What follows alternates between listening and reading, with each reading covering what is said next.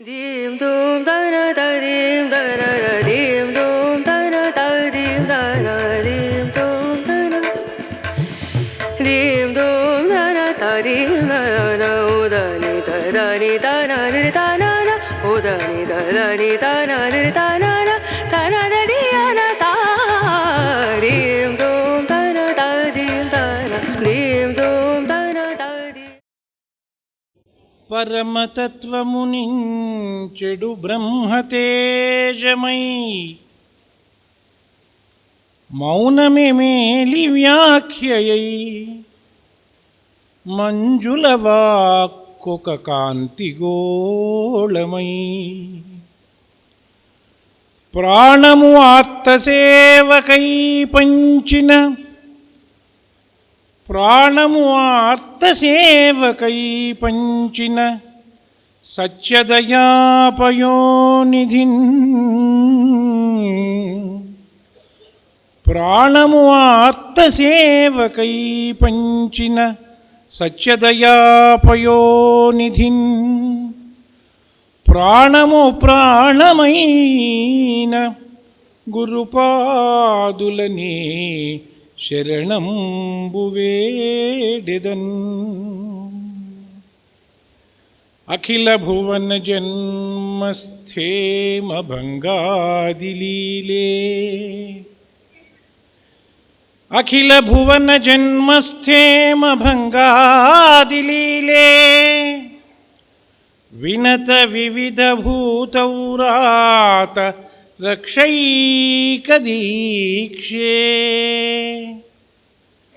శృతిశిరసి విదీప్తే శృతిశిరసి విదీప్తే బ్రహ్మణి శ్రీనివాసే భవతు మమ పరస్మిన్ సేముషీ భక్తిరూపా. గత జన్మంబుల ఏమి నోచితిమో గత జన్మంబుల ఏమి నోచితిమో యాగశ్రేణులు ఏమేమి చేసితిమో ఎవరికేమి పెట్టితిమో ఏ చింతారతిం ప్రొద్దుపుచ్చితిమో సత్యములేమి పల్కితిమో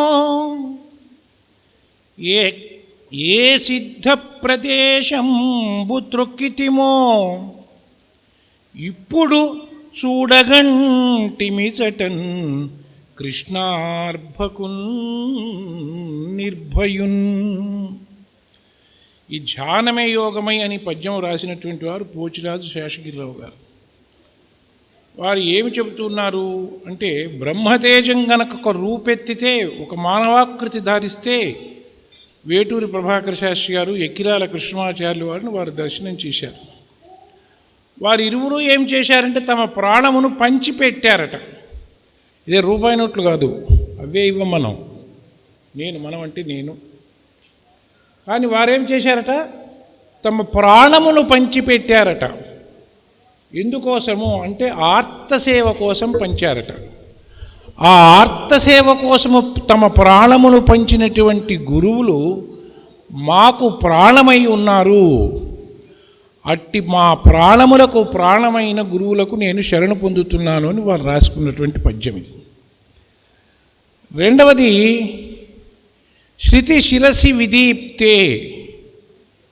వేదముల కొనల అంచుల్లో ఉండేటువంటి శ్రీవేంకటేశ్వరుడు దేనికి మెచ్చుతాడు అంటే, నీ ప్రజ్ఞా వైభవానికి కాదు, నీకు ఎన్ని విద్యలు వచ్చు, ఎన్ని శాస్త్రములు వచ్చు, నువ్వు ఎంత పొడవున్నావు, ఎంత లావు ఉన్నావు, ఏం లాభం లేదు. నీ సేముషి మొత్తము కూడాను భక్తిగా పరిణమించాలి.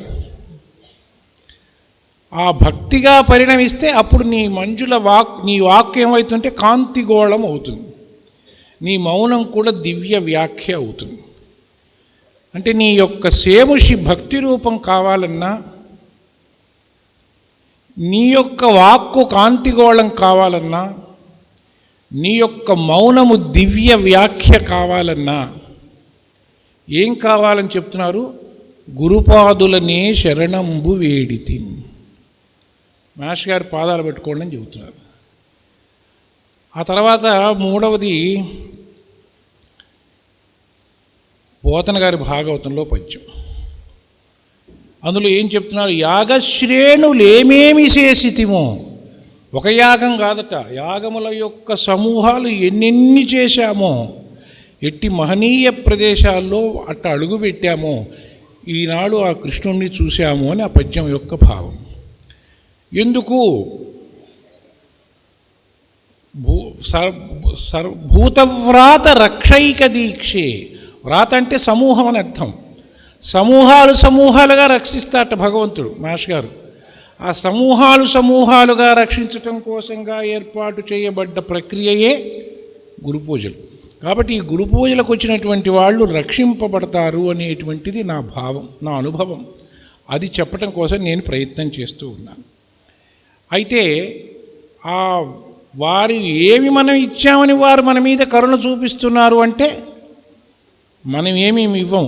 నిర్వ్యాజము, దాన్నే లలితా సహస్రనామం చెప్తారు, అవ్యాజ కరుణామూర్తి అజ్ఞానధ్వాంత దీపిక అని చెబుతారు. అట్టి మహనీయమైనటువంటి సమర్పణ బుద్ధితో ఆ స్తోత్రము తమ గురువుల్ని చేసుకున్నటువంటి పోచిరాజు శేషగిరిరావు గారి యొక్క శతజయంతి వత్సరం సందర్భంగా అన్నయ్య నాకు ఈ అవకాశం ఇచ్చారు. వారు పేరుకు ప్రభాకర శాస్త్రుల వారి సన్నిధిలో విద్వాన్ పరీక్ష చదువుకోగలందులకు గాను అక్కడ చేరారు. ఒక ఉజ్జాయింపు డేట్ ఆఫ్ బర్త్ వారిది 10/12/24, 1924. అది నేను ఎత్తి రాసుకోవటంలో ఏం పొరపాటు చేశానంటే 10/12/2024 అని రాసుకున్నాను. 1924 రాసుకోలే. వారు శరీరం వదిలేసింది ఈ వేదిక మీదనే వారు ప్రసంగం చేస్తూ ఇప్పటికి 60 సంవత్సరాలుగా అకుంఠితంగా నేను మాస్టర్ గారి ప్రార్థన చేసుకోగలుగుతున్నాను, మున్ముందు ఏమవుతుందో అని అన్నారు 2003వ సంవత్సరం గురు పూజల్లో మాట్లాడుతూ. అప్పుడు అక్కడ నిలబడి ఉన్నా నేను. ఓహో, ఇది సభ కట్టేపోతున్నారు అనిపించింది. ఆ సంవత్సరం వెళ్ళిపోయినారు ఆయన. వారు స్తుతించింది మాస్టర్ గారిని, శాస్త్రి గారిని, కృష్ణమాచార్య వారిని. ఆయన ఆంధ్ర సాహిత్యంలో మేరు శిఖరాయమానమైనటువంటి వ్యక్తి పోచిరాజు శేషగిరిరావు గారు. వేరే సర్టిఫికేట్ అక్కలే, ప్రభాకర్ శాస్త్రి గారి దగ్గర చదువుకున్నారనేటువంటి ఒక వాక్యమే ఒక పెద్ద సర్టిఫికేట్.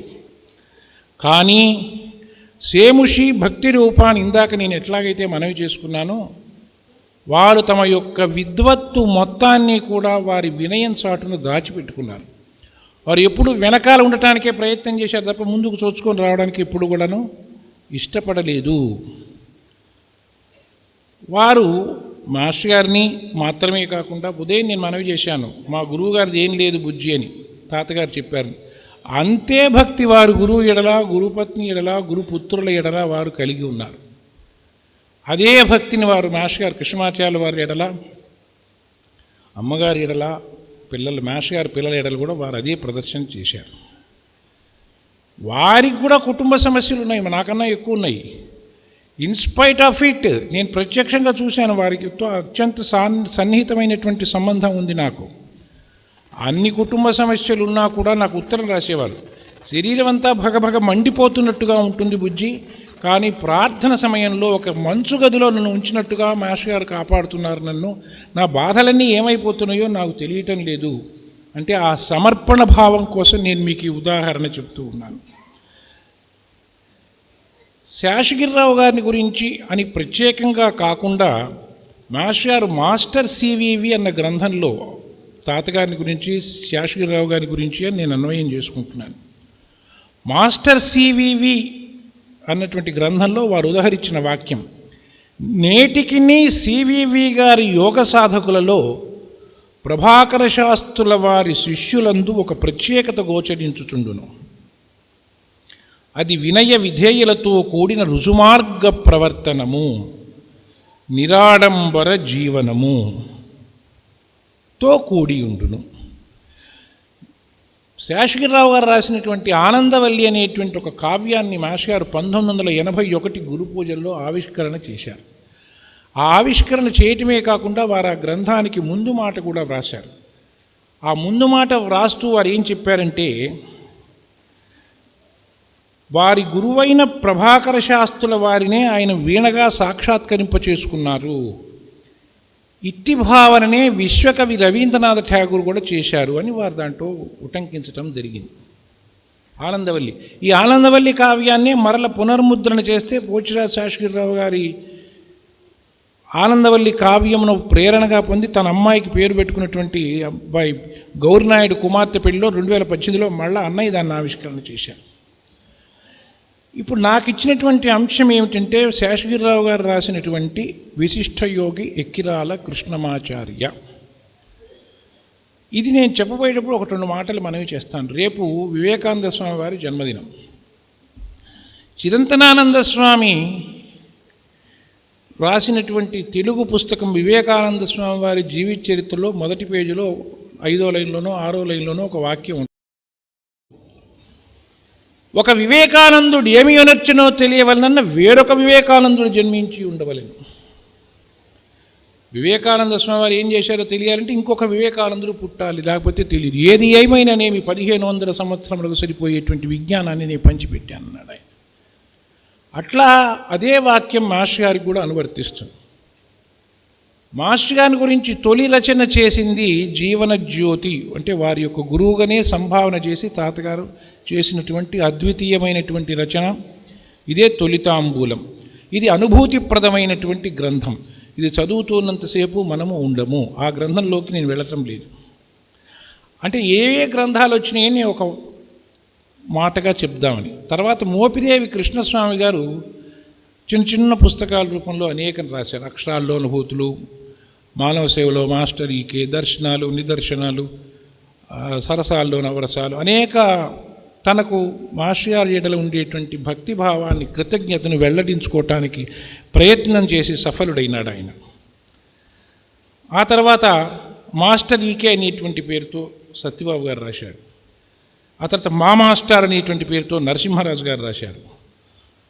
సుదర్శనం నేను రాసుకున్న పుస్తకం. అనంతపుత్రుని అనంత వైభవం ఇంకో పుస్తకం వచ్చింది. పునఃశాస్త్రి గారు విస్తారంగా శ్రీకృష్ణ గురుచరణ సన్నిధి అనేటువంటి పుస్తకాలు 5 రాశారు. రామచంద్రమాయ మాస్టర్ గారితో మా మధురానుభూతులను రాశారు. అమ్మయ్య అని చాగంటి సాంబశివరావు గారు రాశారు. ఇప్పుడు శ్వేతద్వీపం పత్రికలో మాస్టర్ గారితో మధురానుభూతులని మొన్నటిదాకా వచ్చినాయి. ఆ తర్వాత అన్నయ్య రికార్డ్ చేస్తున్నటువంటి అనంత విజయం వస్తున్నది. ఇవన్నీ ఎందుకు నేను అరే ఇది ఏదో ఊడిపోయిందిరా. ఇవన్నీ నేను ఎందుకు చదువుతున్నానంటే, ఇవన్నీ కలిపి కూడా, అంతేకాకుండా మాస్టర్ గారి యొక్క 50వ జన్మదిన సందర్భంగా ఒక సావనీరు వేశారు. 70వ సంవత్సరంతో ఒక సావనీరు వేశారు. మాస్టర్ గారు వెళ్ళిపోయిన సంవత్సరం 1984లో ఇక్కడ సప్తాహ జ్ఞానయజ్ఞ సంచికాని జీఎల్ఎన్ శాస్త్రి గారు వేశారు. అమ్మగారి షష్ఠ్యబ్దికి ఒక సావనీరు వేశారు.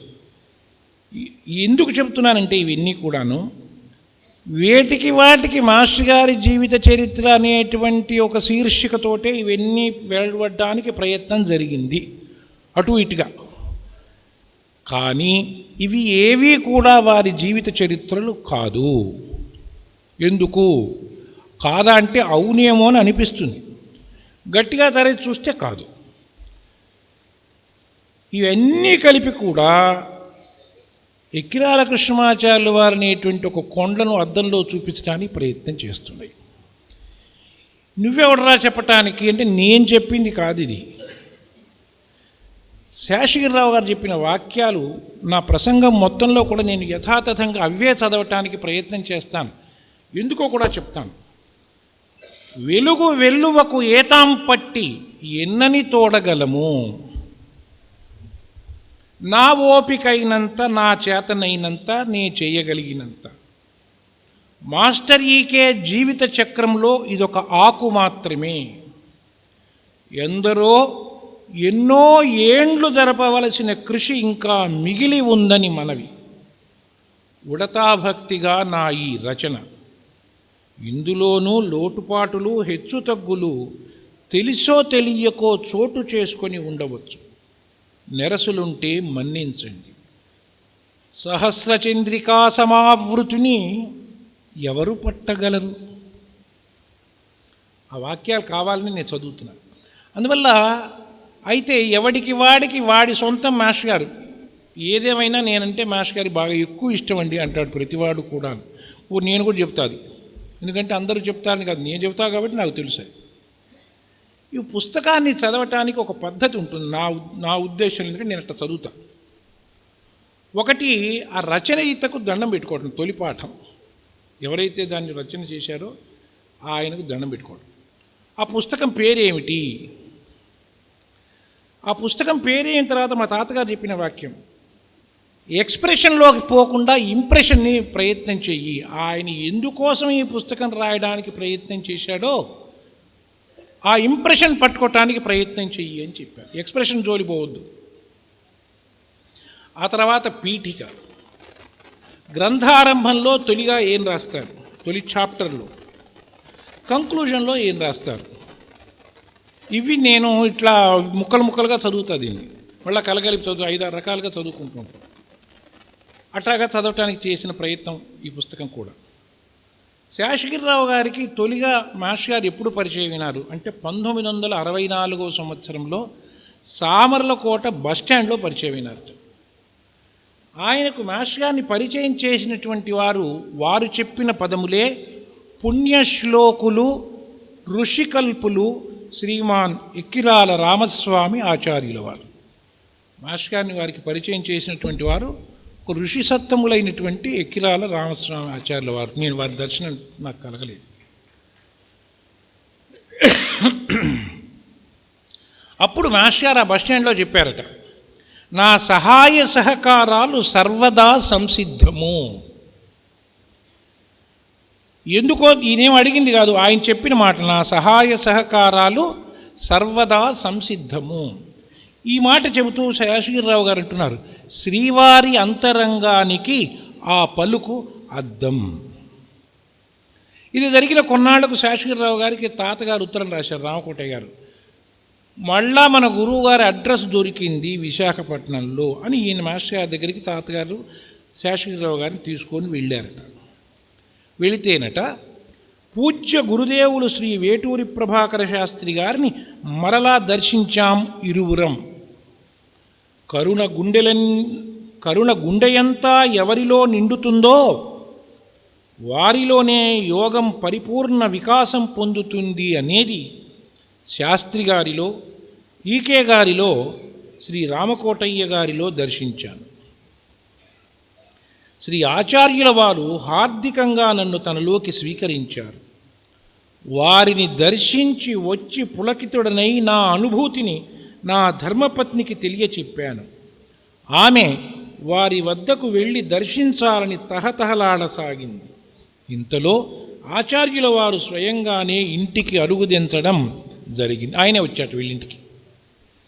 ఇప్పుడు చెప్తారు, ఇంతకంటే వారి అవ్యాజ కరుణకు తార్కాణమేముంది? ఆనాడు శ్రీవారి దర్శనంతో పొందిన దివ్య మాధుర్యానుభూతి వర్ణనకు అతీతమైనది. కాబట్టి జీవ చరిత్రలు కాదు, వర్ణ మాటలకు వచ్చేంత వరకే నువ్వు చెప్పగలవు తప్ప మాటలకు వ్యక్తం చేయలేను మహాప్రభు అని ఆయనే చెబుతున్నాడు. శ్రీవారి దర్శనంతో పొందిన దివ్య మాధుర్యానుభూతి వర్ణనకు అతీతమైనది. వారి సాన్నిధ్యం ఇప్పటికీ చెరగలేదు. ఇప్పటికీ ఆమె ఆ తీయని వెలుగులో స్నానమాడుతూనే ఉంది నిరంతరం. కృష్ణమాచార్యుల వారు దేవుణ్ణి రూపాతీతమైన ఆత్మానుభూతిగా దర్శించారు. అలాగే అట్టి అనుభూతిని ఆశ్రితులకు అందిస్తున్నారు. ప్రార్థనలలో కొత్త వారికి స్వప్నంలో దర్శనమిచ్చి ఆ పైన వారికి భౌతికంగా కనపడ్డ సందర్భాలు కూడా ఉన్నాయి. ప్రాక్పశ్చిమార్ గ్రంథం చదివితే 100 ఉదాహరణలు ఉంటాయి. అయితే ఈ పుస్తకానికి విశిష్ట యోగి ఎక్కిరాల కృష్ణమాచార్య అని పేరు ఎందుకు పెట్టారు? మా తాతగారు ఒక శ్లోకం ఉదహరించేవారు. కంసుడి కొలువుకు బాలకృష్ణుడు వెళ్తూ ఉంటాడు. వెళ్తూ ఉన్నప్పుడు వ్యాస భాగవతంలోని శ్లోకం వారు ఉదహరించేవారు. మల్లానాం అశని. అక్కడ ఉండేటువంటి మల్లులు, చాణూర ముష్టికులు కృష్ణుడిని ఎవరిలాగా చూసినా పిడుగుపాట్లాగా చూశారట. నృణాం నరవరా. మనల్ని పరిపాలించేటువంటి చక్రవర్తి అయినటువంటి వాడు, నాయకుడు, మనకు నాయకుడు అయినటువంటి వాడు వచ్చాడు రాని కొందరు వీడిని కృష్ణుని బచ్చా పిల్లవాడిని చూశారట. స్త్రీణాం స్మరో మూర్తిమాన్. గోపానాం స్వజనో. మనవాడేరా అని అనుకున్నారట కొందరు. అసత్క్షితిభుజో శాస్త. పిచ్చి వేషాలు వేసేవాడు, వీడు డొక్క చిరగొట్టేవాడు వచ్చాడు రా అనిపించిందట. స్వపిత్రో శిశు. అది పితృనో పితృనో, స్వపిత్రేనా స్వపితృనా? స్వపిత్రో శిశు అంటే ఇటు దేవకి వసుదేవులకు, అటు యశోద నందులకు కూడా మన పిల్లవాడే అని అనిపించాట. కంసుడికో మృత్యుర్భోజపతే. నా పాలిట మృత్యురా వీడు అనిపించిందట. విరాడ విదుషాం. విరాట్ పురుషులని కొందరికి అనిపించిందట. తత్వం పరం యోగినాం. ఆ పదం కోసం వచ్చాను నేను. వృష్ణీనాం పరదేవతేతి. అంటే వీడు మహాయోగ పురుషుడు రా అని కొందరు దర్శించారట. అట్లా ఈయన ఆ శబ్దాన్ని స్వీకరించడానికి కారణం ఏమిటంటే ఈయనలో అది ఉంది. శాస్త్రి గారి సన్నిధిలో ఆయన యోగ దీక్ష పొంది ఆ జీవితము దాన్ని శ్వాసగా ఆచరణ చేశారు కాబట్టి ఆయనకు మాస్టర్ గారు ఎట్ట కనపడ్డారు? ఇష్టయోగిగా కనపడ్డారు. అట్లాగే మా తాతగారు పతంజలి యోగ సూత్రాల్లోంచి కూడా ఒక సూత్రం ఉదహరించేవారు. అభిజాతస్య మణి గృహీతృగ్రహణ గ్రాహ్యేషు తత్తదంజనతా సమాపత్తి. అక్కడ ఒక మణి పెడితే స్వచ్ఛమైనటువంటి మణి, అది నువ్వు ఏ యాంగిల్లో నుంచి ఒక తెల్లటి పువ్వు పెడితే తెల్లగా, ఎర్రటి పువ్వు పెడితే ఎర్రగా, పచ్చటి పువ్వు పెడితే పచ్చగా కనపడుతూ ఉంటుంది. కానీ అది స్వచ్ఛమైనటువంటిది, దానికేమీ లేవురా ఇవన్నీ మనకు కనపడేవని వారు చెబుతూ ఉండేవారు. అట్లా ఈయన యోగా దీక్షలో జీవితం మొత్తాన్ని గడిపి ఉన్నవారు కాబట్టి ఈయనకు మాస్టర్ గారు విశిష్ట యోగిగా కనపడ్డారు. రెండవది, ఈయనకున్న విద్య కవిత్వ విద్య. కాబట్టి ఈయన తన కవిత్వ విద్యను యోగ విద్యను జోడించుకొని ఈ పుస్తకమును విశిష్ట యోగి ఎక్కిరాల కృష్ణమాచార్య అనేటువంటి ఒక శీర్షికతో ఒక ప్రణాళికాబద్ధంగా ప్రామాణికంగా అపారమైనటువంటి శ్రమ చేసి, నాకు స్వయంగా తెలుసు ఆయన వస్తుతః తెలుగు విద్వాంసులు, జ్యోతిష హోమియో వైద్య గ్రంథాలు కూడా విపరీతంగా చదివారు. మాస్టర్గానికి సంబంధించి అంత పదం కనపడ్డా. నేను ఎన్ని పుస్తకాలు వారికి అందజేసేవారినో, ఎన్ని పుస్తకాలు వారు చదివారో, ఎన్ని పత్రికలు ఇచ్చానో, ఎన్ని ఇచ్చినా, అంత చిన్న కాగితం ఇచ్చినా వారు చదివి దాంట్లోంచి ఒక వాక్యం, అంటే అంతటి దీక్షగా ఆయన ఈ పుస్తక రచన కోసం కృషి చేశారు. ఎందుకు అంటే రాజయోగి శ్రీ రామకోటయ్య అన్న పుస్తకం రాసిన తరువాత ఈ ఘట్టం ఎత్తుకోవటం జరిగింది. ఆ పుస్తకానికి రాస్తూ కూడా వారు ఏం చేశారంటే కొన్ని మాసముల పాటు దీక్ష చేశారు.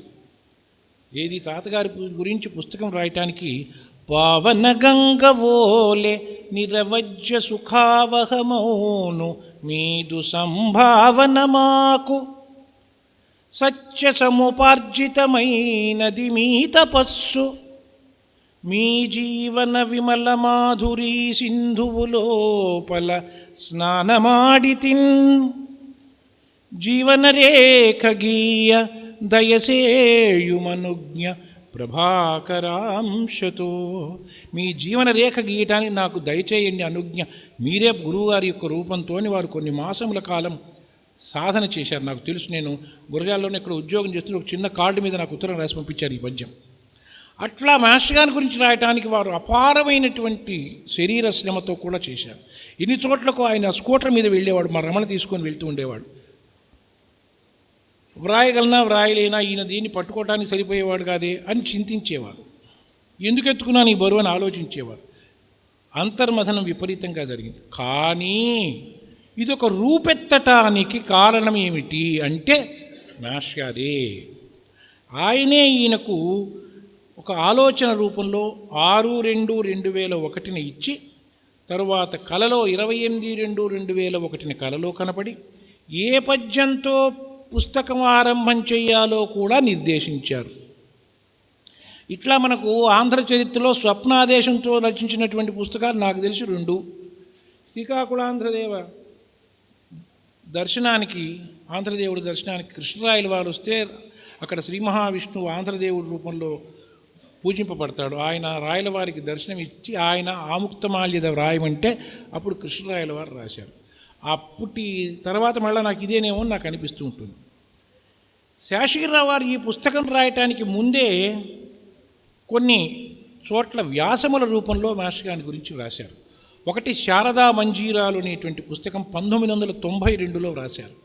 దాంట్లో సారస్వత జ్యోతి ఎక్కిరాల కృష్ణమాచార్య అని వ్రాశారు వ్యాసం. ఆ తర్వాత అమ్మగారి యొక్క షష్ఠబ్ది ఉత్సవంలో ఆచార్యుల వారు వారి సతీమణి అనేటువంటి పేరుతో ఇంకొక వ్యాసం రాశారు. మాస్టర్ గారు 70వ పుట్టినరోజు నాడు వేసినటువంటి సంచికలో కూడా ఇంకొక వ్యాసం రాశారు. అట్లాగే రాజయోగి రామకోటయ్య అన్నటువంటి గ్రంథంలో కూడా కొంత మాస్టర్ గారి గురించి రాశారు. ఈ ఎన్ని కలగలుపుకొని అనేక గ్రంథములు పరిశీలన చేసి శరీరం కృషించి శరీరం రాలిపోతుందన్నటువంటి స్థితి దాకా జీవిత లక్ష్యంగా దీన్ని పూర్తి చేసి 2 రోజుల పాటు అన్నయ్య వాళ్ళ ఇంట్లో శరీరం శేషగిరిరావు గారు వదిలేపోయే 2 రోజుల ముందు అన్నయ్య పుణ్యశాస్త్రి గారు అక్కడే ఉంటే ఈ పుస్తకం అన్నయ్యకి అప్పచెప్పేసి ఆయన శరీరం వదిలేశారు.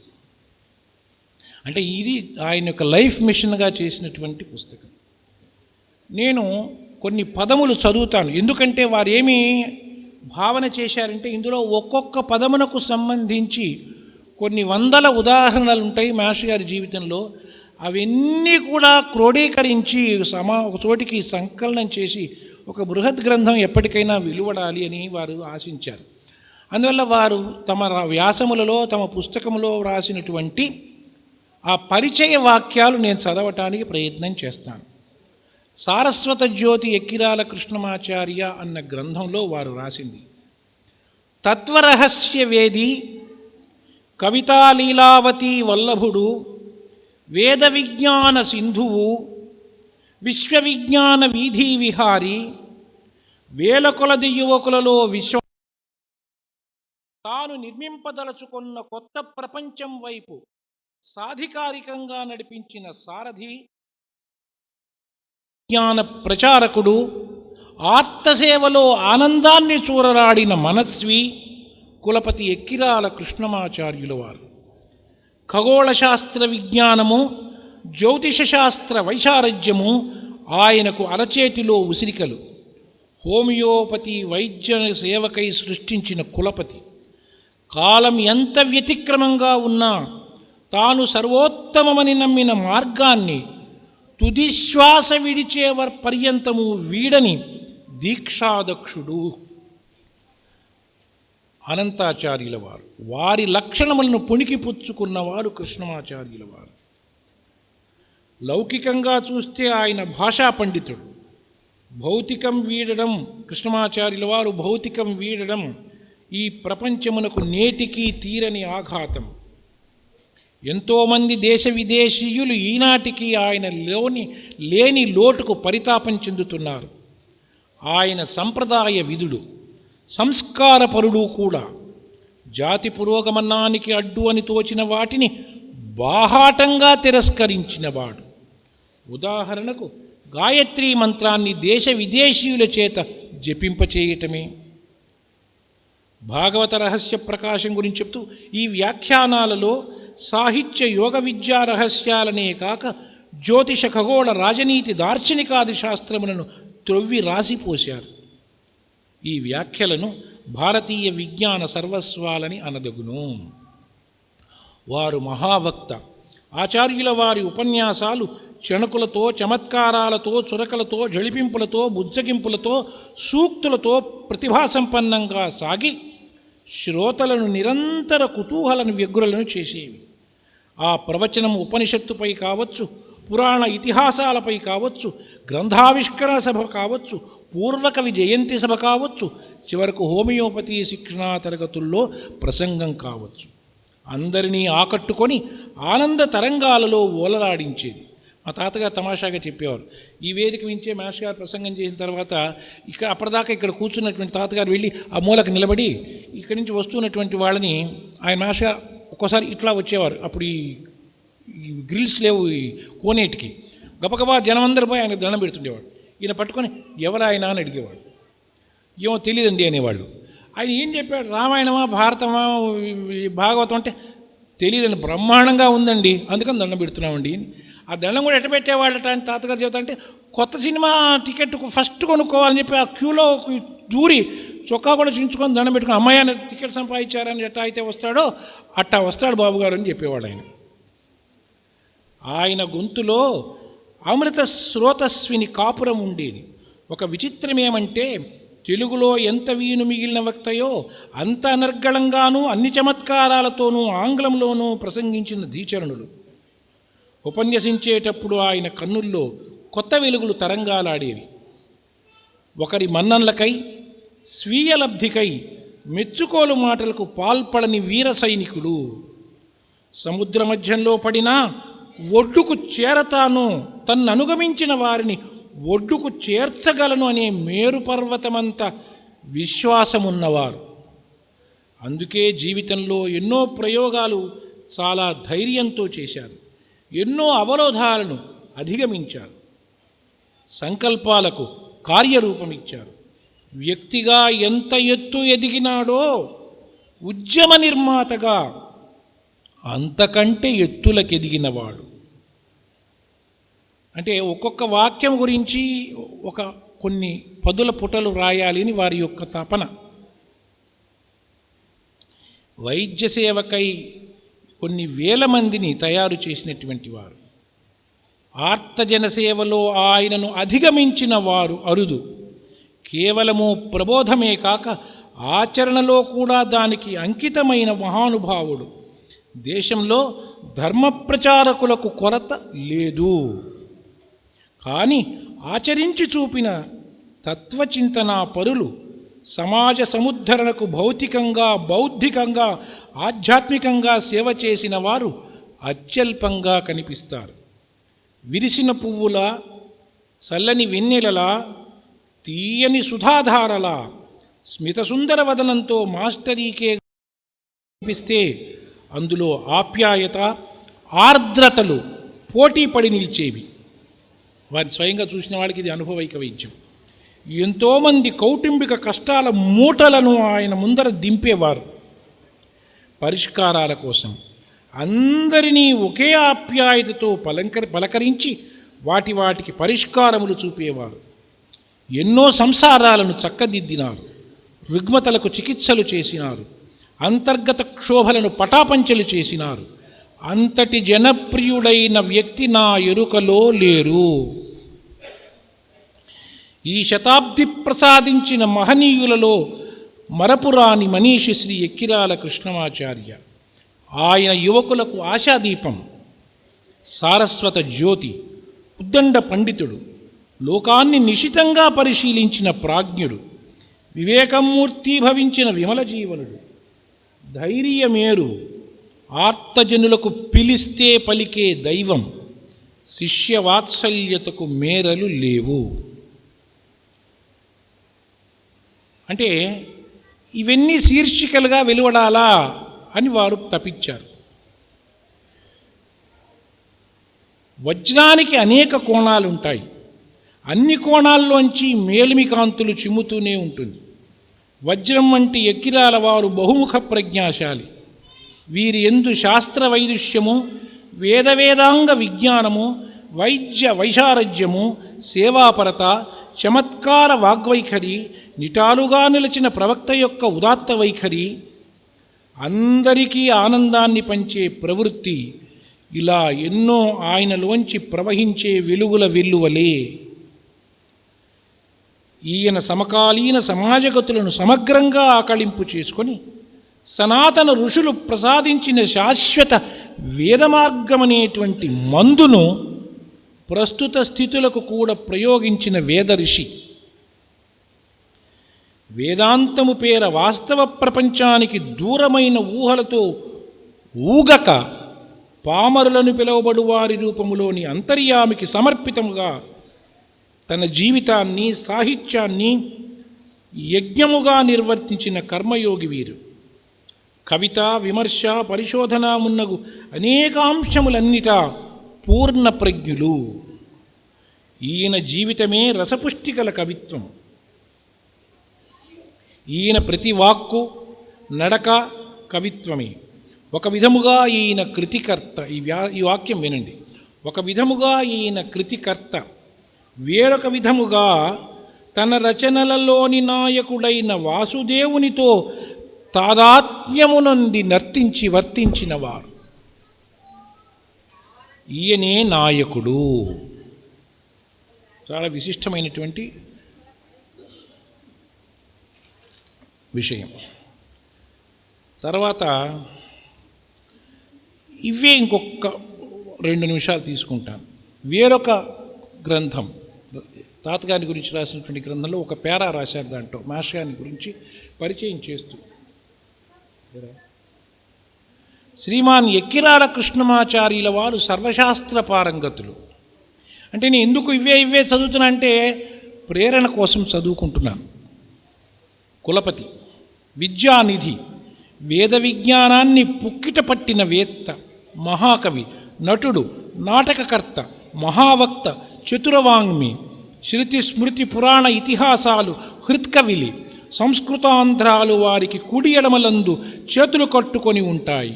సేముషీ సంపన్నులు, యోగరూఢులు, గౌతమ బుద్ధునిలా తాను ఆచరించినదే చెప్పినవాడు. మూఢ విశ్వాస శృంఖలాలను పటాపంచలు చేసిన అభ్యుదయశీలి. కరుణా మమత ఆయన ఆస్తులు. మాస్టర్ గారు అడిగితే నేను స్థిరాస్తి, దేహం చరాస్తి అని చెప్పేవారు. కరుణామమత ఆయన ఆస్తులు. తేట తెనుగులో తీయగా శ్రోతృజనరంజకంగా ఉపన్యాసం ఎట్లా చెప్తారో అంత అలవోకగానూ ఆంగ్లంలో ప్రసంగించి దేశ విదేశీయ శ్రోతలను సమ్మోహితులను చేయగల వక్త. మాస్టర్ సివివి యోగాన్ని ప్రాణం కంటే ఎక్కువగా పదిలపరచుకున్నవాడు. స్మితపూర్వాభిభాషి, తంత్రశాస్త్ర రహస్యాలను మూలమట్టుగా ఎరిగినవాడు. పరేంగితజ్ఞుడు. ఆచరణలో మానవ సేవ. మళ్ళా చెప్తున్నాను, ఆచరణలో మానవ సేవ వారి జీవిత లక్ష్యాలలో ఒకటి.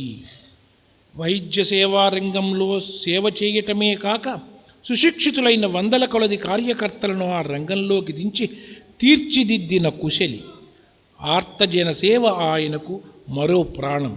వ్యావహారికంగా ఆయన గుంటూరు హిందూ కళాశాలలోనూ ఆంధ్ర విశ్వకళా పరిషత్తులోనూ ఉపన్యాసక పదవి నిర్వహించిన మాట నిజం. విశ్వజగద్వలయాన్ని తన ఆధ్యాత్మిక ధార్మిక సందేశాలతో వివేకానందుని వలె మేల్కొల్పిన చైతన్యమూర్తి. అందరూ ఆయనకు ప్రేమపాత్రులే. ఉదాహరణకు వారి ప్రసంగంలో కొన్ని 100,000 మాస్టర్ గారు ఒక చోట చెప్పారు, ఈ 30-40 సంవత్సరాల్లో కొన్ని లక్షల పుస్తకాలు చదివిన వాళ్ళలో నేను ఒకడిని. 100 పుస్తకాలు, 5 పుస్తకాలు, 10 పుస్తకాలు కాదు, లక్షల పుస్తకాలు చదివిన వాళ్ళలో నేను ఒకడిని. ఈ మధ్య జిఎల్ శాస్త్రి గారు రాసినటువంటి ఒక వ్యాసం చదివాను. వాళ్ళ మామగారితో ఫలానా వాళ్ళు వచ్చారు మావయ్య, వాళ్ళకు కూడా కాస్త ఉప్మా చేసి పెట్టు, నాకు నువ్వు మావయ్యవు కాదు మేనమావవు అన్నారట. అని అమ్మగారు అక్కడక్కడే ఉన్నారట. ఆయన సంతోషపడుతున్నట్ట. సంతోషపడటం కాదు, ఆయన నిన్ను ఎగతాళి చేస్తున్నాడు. ఆయన శ్రీకృష్ణుడు, నువ్వు మేనమావ అంటే నిన్ను కంసుడు అంటున్నాడు. అంటే తమాషాగా ఒకసారి తెనాల్లో 81లో అంటే నవయుగ హోటల్లో వారు, మీరు అప్పుడు బాగా చిన్నవాడు, మీరు హోటల్లో వారు ఉన్నారు. అప్పుడు అక్కడ వారం రోజులు ప్రసంగాలు చేశారు, 5 రోజులు. అది చేసినప్పుడు ఈ భీమశంకర్ కూడా వచ్చాడు. వాళ్ళు ఎట్లా పడుకొని ఉన్నారు. మేము అందరం మాస్టర్ గారితో పాటు హోటల్లోకి వెళ్ళాం. అక్కడ వారు క్రీడామయుడు పుస్తకం చదివి వినిపించారు. అప్పుడు ఆ పిల్లలు అడ్డంగా వాళ్ళ పక్కనే ఈయన పడుకోవాలి, ఆయన మీద కాళ్ళు వేస్తారు. వీళ్ళు ఎవరి కాళ్ళకైతే దండం పెడతారో, అరే వైష్ణవంగా లేచి శైవంగా పడుకుంటారా అని చెప్పారు ఆయన. అంటే ఆ చూచే తీరు నేను చెప్పదలుచుకుంది మీకు. ఆయన హాస్యం ఎట్టా ఉంటుందంటే, మాకు హోమియో క్లాసుల్లో ఒక తమాషా చెప్పారు. అంటే ఇవాళ వైద్యులు ఎట్లా ఉన్నారని చెప్పడం కోసం, వైద్యుడి దగ్గరికి వెళ్తే నారాయణుడు కూడా హరి అంటాట. వైద్యో నారాయణో హరి అనేటువంటి శబ్దాన్ని వారు ఎట్టా ప్రయోగం చేశారంటే వైద్యుడి దగ్గరికి వెళ్తే నారాయణుడు కూడా హరి అంటాడు రా బాయ్ అని చెప్పారు ఆ రోజు. ఆ నక్స్వామిక అనేటువంటి మందు అంటే దేంట్లోనైనా ఆ దృష్టి ఉంటుంది వారికి. నక్స్వామిక అనేటువంటి మందు గురించి చెబుతూ తమాషాగా ఒక వాక్యం చెప్పేవారు. వాడి దగ్గరట దశావతారాలు ఉంటాయట. ఎవడు నక్స్వామిక వాడి దగ్గర ఏమిటాయంటే మత్స్య కూర్మో వరాహశ్చ నారసింహశ్చ వామనః రామో రామశ్చ రామశ్చ బుద్ధ కల్కిరేవచ. మత్స్యావతారంతో మొదలు పెడతాట వాడి భోజనం. వాడి భోజనాన్ని మత్స్యావతారంతో మొదలు పెడితే అది కల్కి అవతారంతో వైట్ హార్స్తో పూర్తవుతుందట. ఇంతకన్నా చెప్పకూడదు. అట్లాగే ఎత్ర ఎత్ర డిన్నర్ తత్ర తత్ర నక్స్వామిక అని కొంతమంది మంది ఎక్కడ ఎక్కువ తింటే నక్స్వామిక వేసేసుకుంటారు. దాన్ని ఇట్లా తగభాషగా చెప్పేవారు. కవిత్వం ఇందాక శేషగిరిరావు గారు చెప్పారు. కవిత్వం ఆయన ప్రతి నడక కవిత్వమేను అని. ఆ బ్రేయోనియా వాడికి కదిలితే ఇబ్బంది అని చెబుతారు పాఠం. అట్లా చెప్పడు ఆయన. 82లో మేము విన్న వాక్యాలు చెబుతున్నాం. సభలోన కూర్చుండే చచ్చినట్లు. వాడు కదిలితే వాడికి ఎక్కువైపోతుంది కాబట్టి వాడి గురించి ఏం చెబుతారు? సభలోన కూర్చుండే చచ్చినట్లు అంటే వాడి కదలలేడు అని. అట్లాగే ఈ పళ్ళు నొప్పులు ఇవన్నీ ఉండి వాడు బాధపడుతుంటాడు. మెక్సాల గురించి చెబుతూ కాళహస్తీశ్వర శతకంలోని పద్యం, దంతంబుల్ పడనప్పుడే తనువునందారూఢియున్నప్పుడే కాంతాసంఘము రోయనప్పుడే అప్పుడే చేసుకోవాలట స్వామి యొక్క సేవ. అంటే వీడికి అవేవి ఉండవు జాగ్రత్త అని చెప్పడం కోసం ఈ పద్యాన్ని ఉదాహరించారు. అట్లాగే సల్ఫర్ పేషెంట్ గురించి చెబుతూ నస్నానం న విలేపనం అంటే వాడి స్నానం విలేపనం ఏమీ ఉండవు. ఒక పదంలో చెప్పేవారు అనమాట. మేము చదువుకునే రోజుల్లో మా హాస్టల్ రూమ్ మీద ఏబీసీ అని రాసుకునేవాళ్ళు రా అన్నారు ఒకరోజు పాఠం చెబుతూ. ఏబీసీ అంటే ఏమిటంటే యాంటీ బ్యాత్ క్యాంపెయిన్ అట. యాంటీ బ్యాత్ స్నానం చేయడానికి అవసరం లేనటువంటి వాడు ప్రచారకుడు అట వీడు సల్ఫర్ వాడు. అట్ట తమాషాగా చెప్పేవారు ఆయన. అంటే ఇందాక వారు చెప్పారు కదా చతురవాంగ్మి అని. ఇందాక ధారణ అనేటువంటి విషయాన్ని ఒకటి ప్రస్తావన చేశారు. కొన్ని వందల మా హోమియో వైద్య క్లాసులో 82లో ఆయన అలవోకగా ఒక మాట చెప్పారు. ఏమని? అల్పాక్షరం అసందిగ్ధం సారవత్ విశ్వతోముఖం అని. 82లో చెబితే దేంటోదని చెప్పి నాకు ఆ శ్లోకం దొరకలే. మళ్ళీ ఇటీవల కాలంలో నేను స్వామి సన్నిధిలో పనిచేసేప్పుడు ఆయుర్వేద వైద్యం రిక్రూట్మెంట్ డాక్టర్లు రిక్రూట్మెంట్ చేసుకునే బోర్డులో నేను మెంబర్ని. అప్పుడు బెంగళూరు ప్రాంతం నుంచి ఒక ఆయుర్వేద వైద్యుడు వచ్చాడు, ఒక ప్రొఫెసర్ గారు. ఆయన ఈ శ్లోకం చదివాడు. ఎక్కడికి రాబాయి నాయన అంటేను చరక సమితిలోదని చెప్పాడు. అప్పుడు రాయించుకున్నా ఆయన దగ్గర ఆ శ్లోకం నేను. అంటే అట్టా అలవోకగా వారు ఉదాహరిస్తూ ఉండేటువంటి వాయుపురాణంలో కూడా ఉందట ఇప్పుడు చెప్తున్నాడు. అట్టా ఒకరోజు ఈ చాగంటి గోపాలకృష్ణమూర్తి గారిని శేషగిరిరావు గారి పెత్తల్లి కుమారు వారు మాస్టర్ గారు క్లాస్మేట్స్ అట. వారిద్దరూ కలిసి సముద్ర పడ్డు నడుస్తూ వెళ్తున్నారట. సముద్ర పడ్డు నడుస్తూ వెళ్తుంటే ఒక సంభాషణ మధ్యలో ఎవరెన్ని పద్యాలు చెబుతారని ప్రస్తావన వచ్చిందట. ఒకటి చెప్పిన పద్యం ఒకటి చెప్పకూడదు. ఇట్లా నడుస్తూ ఈ పక్కన సముద్రం హోరు, ఇటు పక్క పద్యాల హోరుట. 4000 పద్యాల పైన చెప్పారట కాసేపట్లో. చెప్పిన పద్యం చెప్పకుండా.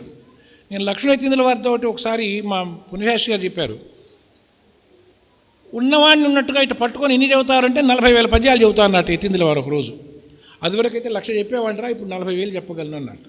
అంటే తమాషాకు చెప్తున్నా వాళ్ళ యొక్క ధారణా శక్తి కోసం.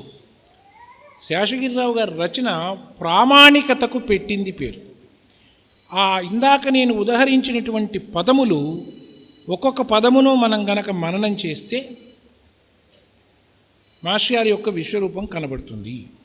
ఈ గ్రంథ ఆరంభాన్ని వాళ్ళు ఎట్లా చేశారు అంటే శీల నిర్మాణానికి, పర్సనాలిటీ డెవలప్మెంట్ కోసం కూడా ఉపకరిస్తుంది అనేటువంటి ఒక భావంతో నేను ఆ వాక్యాలు యథాతథంగా చదివాను.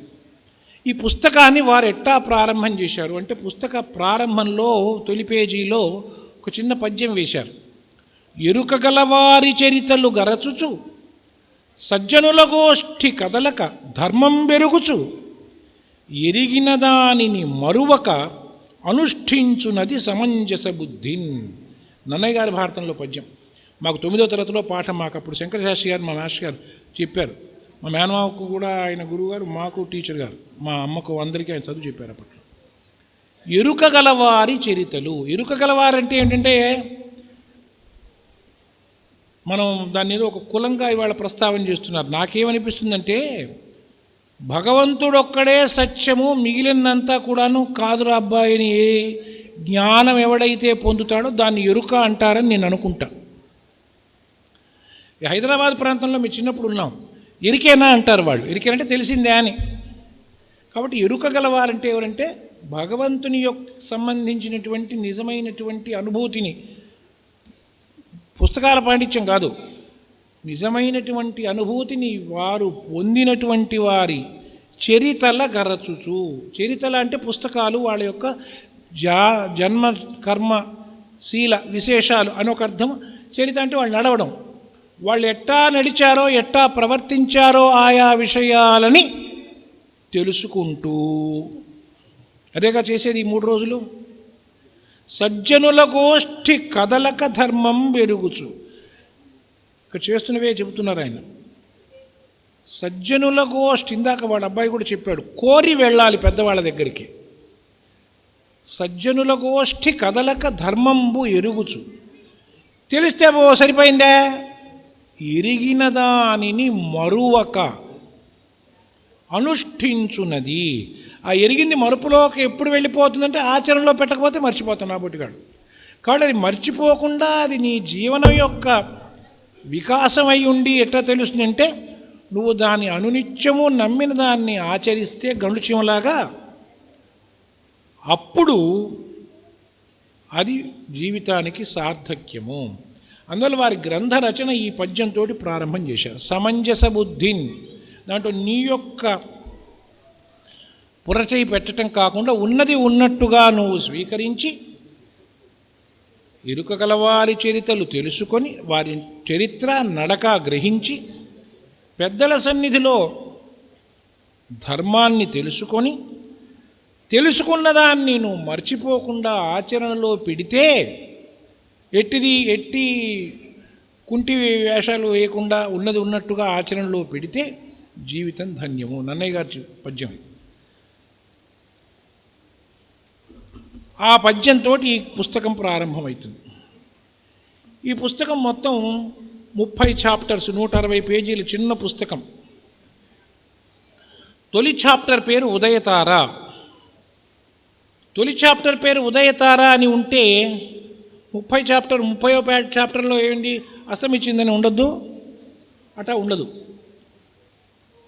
అస్తం అంటే కృష్ణమాచార్య గారు లేరు అంటే నన్ను పడేస్తాంటారు మీరందరూ. ఉదయతార అని తొలి చాప్టర్కు పేరు పెడితే ఆ కంక్లూజివ్ చాప్టర్ ఎట్లా ఉండాలి, దీన్ని బట్టి ఆలోచిస్తే ఎట్లా ఉండదో చెబుతాను. 27వ చాప్టర్ పేరు కనిపిస్తున్న ఈకే అని ఉంటుంది.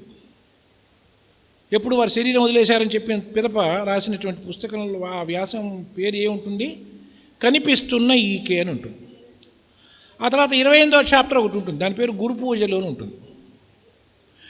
ఇక్కడ గురు పూజలు ప్రారంభమైన తర్వాతే మా తాతగారు నన్ను తీసుకొని అట్లా వెళ్ళారు. అక్కడికి వెళ్ళి ఎందుకు తీసుకెళ్లారనేది అక్కడ దాకా వెళ్ళిన దాకా చెప్పలే ఆయన. బాబుగారు ఆచార్య గారు వచ్చారేమో చూద్దామన్నారు. 1984లో కృష్ణమాచార్య గారు శరీరం వదిలేశారని ఆయన తెలీదు. ఆయన చెప్పింది ఏంది, బాబుగారు ఆచార్య గారు వచ్చారేమో అని చెప్పి నన్ను తీసుకెళ్ళారు అక్కడికి. ఆచార్య గారు వచ్చారు, ఇంక వెళ్దాం పదండి బాబు అన్నాడు. ఏందయ్యా నీకు రుజువు అన్నా నేను. నువ్వు ఆ కంక్లూజన్కి ఎట్టొచ్చావు చెప్పు స్వామి అని అంటే, గాలికి కొట్టుకొని పోయేటువంటి సన్నటి పిల్లలు, సన్నటి కుర్రవాళ్ళు పెద్ద పెద్ద దేశాలు పట్టుకొని పరిగెత్తుంటారు బాబు, అది జరిగితే ఆచార్య గారు వచ్చినట్టే అని చెప్పాడు. అంటే నిరంతరము కార్యశీలురై ఉత్సాహశీలురై ఉండేటువంటి ప్రవర్తన ఆయన కల్పిస్తాడు అని చెప్పటం. మా తాతగారు పరిచయమైన కొత్తల్లో ఒక సంఘటన జరిగింది. ఒక పెళ్ళికి వచ్చారు తాతగారు, మాస్ గారు వచ్చారు. 81 ఫిబ్రవరి 21 సీతాపతి గారు తమ్ముడు పెళ్ళికి నేను వెళ్ళా. అప్పుడు తాతగారితో నాకు సన్నికర్ష లేదు. ఆయన చుట్టూ జనం చాలామంది కూర్చున్నారు. ఏమిట్రా ఈయన చుట్టూ ముసలాయన చుట్టూ పిల్లగాళ్ళు చేరారంటేను, ఇంకా 4 రోజులు పోతే కృష్ణమాచార్య గారు సన్యాసి గుంపులో కనుక ఉంటే పిల్లనివ్వరు బాబుగారు అన్నాడు ఈయన. కృష్ణమాచార్య గారు సన్యాసి గుంపులో ఉంటే పిల్లనివ్వరు ఎవడు కూడా అన్నాడు. ఏదైనా ఇంటి మాట్లాడుతున్నాడు అనుకున్నా. అంటే వీడు రాత్రికి ఎన్నింటికి వస్తాడో తెలీదు, వస్తాడో రాడో తెలీదు, వస్తూ ఒక్కడే వస్తాడో నలుగురు నేసుకొస్తారో తెలియదు, లేదు తినొస్తాడో తెలియదు, లేదు ఎక్కడో ఉంటో బాల్యని వెళ్తాడో తెలియదు. ఇట్టాగా ఉంటుంది కృష్ణమాచార్య గారి పాదం పట్టినటువంటి వాడి పరిస్థితి. అంటే వాడిదైన జీవితం ఉండదు, పక్కవాడి కోసం బతకటం అనేటువంటిది వస్తుంది. అట్లాంటి వాడి పిల్లని ఓడిస్తాడు అని ఆయన తమాషాగా చెప్పారు. అట్టా గురు పూజలు అనేటువంటి శీర్షిక 28వ చాప్టర్లో కనబడుతుంది. కంక్లూజివ్ చాప్టర్ ప్రేయర్ అని ఉంటుంది 29వ చాప్టర్. అంటే కృష్ణమాచార్య గారు ఎక్కడ కనబడతారు అంటానికి సీక్వెన్స్ చెబుతున్నాడు. ఉదయతార తొలి చాప్టర్, కనిపిస్తున్న ఈకే 27వ చాప్టర్, 28 గురు పూజలు, 29వ చాప్టర్ ప్రేయరు. అంటే ఎక్కడ కనబడతాడు మాస్టర్ గారు, అడ్రస్ ఏమిటి అంటానికి వారు చెప్పినటువంటి భావన నాకు అర్థమైంది, నేను చెప్పడానికి ప్రయత్నం చేస్తున్నాను. మాస్టర్ గారు చెప్పినటువంటి ఒక పదం ఒకరి దగ్గర ఇంటర్వ్యూలో గ్రహించి వారు రికార్డ్ చేసినటువంటి వాక్యం ఏంటంటే, శ్రీకృష్ణుని ఎట్లా ఆరాధిస్తున్నారో 2000 సంవత్సరాల తర్వాత సివివి గారిని అట్లా ఆరాధిస్తారు ఆయన చెప్పారని చెప్పి ఉదాహరించారు, రికార్డ్ చేశారు. దీంట్లో మాస్టర్ గారు ఒక వాక్యం చెప్పారట, మాస్టర్ చెప్పింది చేయడం నా కర్తవ్యం, నాకు వేరే ఇంకో ప్రోగ్రాం లేదు, సివివి గీచిన గీటు దాటను, ఎవరికీ భయపడను. వారే చెప్పారు, నా పెదవులపై ఏనాడు చిరునవ్వు చెదరలేదు, మీరు అట్లే జీవింతురుగాక. నేను ఏనాడు దేనికి భయపడలేదు, మీరు అట్లే జీవింతురుగాక. ఈ ఉదయతార అనేటువంటి చాప్టర్ ఇందాక మీకు నేను మనవి చేశాను. వారు స్వప్నంలో కనపడి ఏ పద్యంతో అయితే పుస్తక రచన ప్రారంభం చేయమని నిర్దేశించారో ఆదేశించారో ఆ పద్యము తొలి చాప్టర్లో తొలి ప్రారంభంగా వేశారు. ఏంటది? ఆరంభంబులకెల్ల జీవము మహాత్మా నీవే కావే. ఏదైనా మొదలు పెట్టాలంటే ఎవడంటే పరమేశ్వరుడే కారణం. భవత్కారుణ్యామృత వృష్టినందు ఫలముల్ కార్యంబులే నీపైన్ భారంబంతయువైచి, నీ మీద సమస్త భారము వేసి పౌరుషము యావచ్చక్తిగా వింతు. పౌరుషం అంటే పురుష ప్రయత్నం అని. పురుష ప్రయత్నం యావచ్చక్తి నేను చేస్తాను. ప్రాపై రక్షింపవే, మాకు తోడు నీడయ్యి రక్షించు. సత్ప్రయత్నముల్ దేవా భక్త చింతామణి, మేము చేసేటువంటి సత్ప్రయత్నములకు నీవే ప్రేరకుడవై ఉండి, త్రాతవై ఉండి, ప్రాపై ఉండి మమ్మల్ని రక్షించి అవి నడిపించు నాయన అని ప్రార్థన. ఇందులో ఆ పుస్తక ప్రారంభం ఇందాక మనవి చేశాను.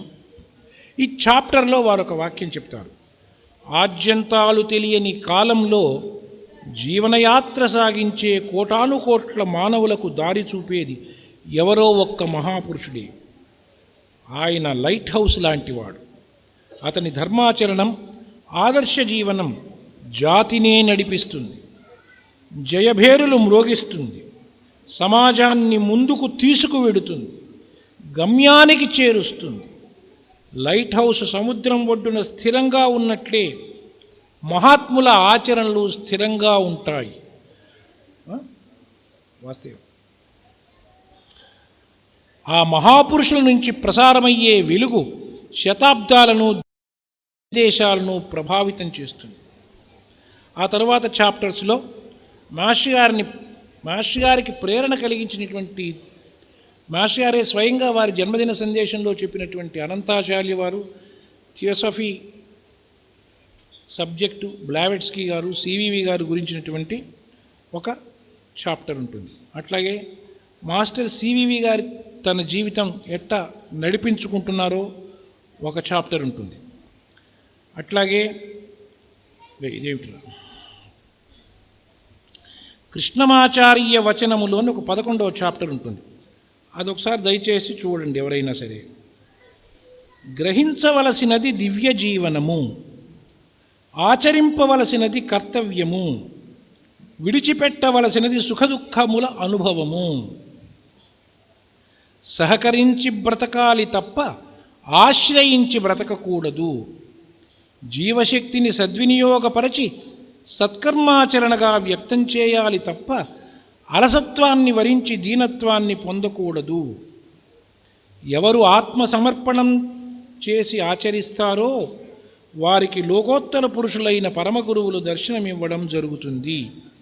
ఇట్లా వారి జీవిత సందేశానికి చెప్పటానికి ఆయన ప్రయత్నం చేస్తూ ఒక వేటూరు ప్రభాకర శాస్త్రి గారు రాసినట్టు ఒక పద్యాన్ని ఉదహరించారు.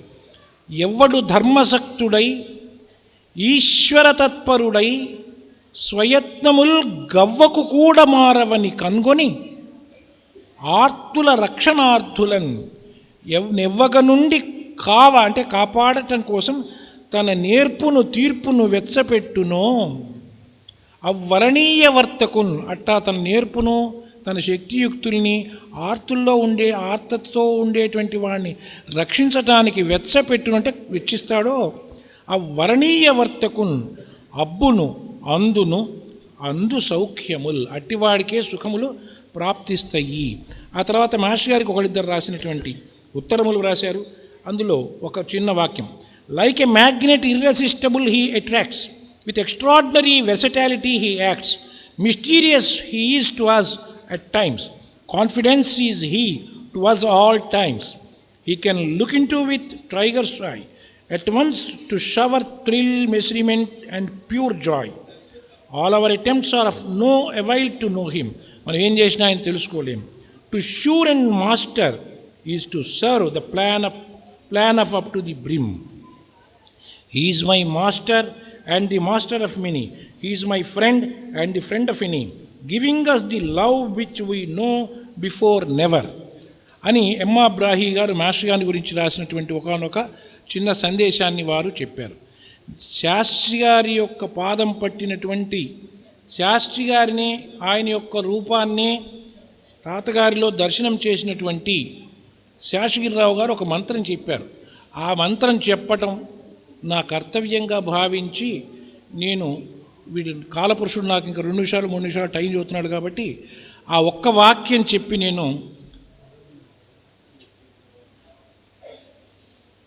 చిక్కుముడులన్నిటికీ గురుసేవ ఒకటే భద్రమైన పరిష్కార పథము మనకు. చిక్కుముడు దీంట్లో అర్థం కాపడానికి ఏమి ఉండదు, అర్థం అయ్యి కూడా ఉపయోగం ఉండదు. చిక్కుముడులన్నిటికీ గురుసేవ ఒకటే, పరిష్కార పథము కాదు, భద్రమైన ఎష్యూర్డ్ పరిష్కార పథము మనకంటే ఎవరికి, ఎవడు చదువుకుంటే వాడికి, ఎవడింటే వాడికి, ఎవడు పాటిస్తే వాడికి. కాన నైరాశ్యభావము పూనకుండ చేయుచుండు మంచిని. కాబట్టి మంచిని చేస్తూ ఉండండి అని చెబుతూ చివరి చిన్న మెలిక పెట్టారు. శ్రేయ మొసగు, నీకు శ్రేయస్సు కలగాలంటే నువ్వేం చేయాలంటే నిరంతరము కూడాను మంచినే చేస్తూ ఉండాలి అని వారు తమ జీవన సందేశంగా చెప్పారు వాస్తవ.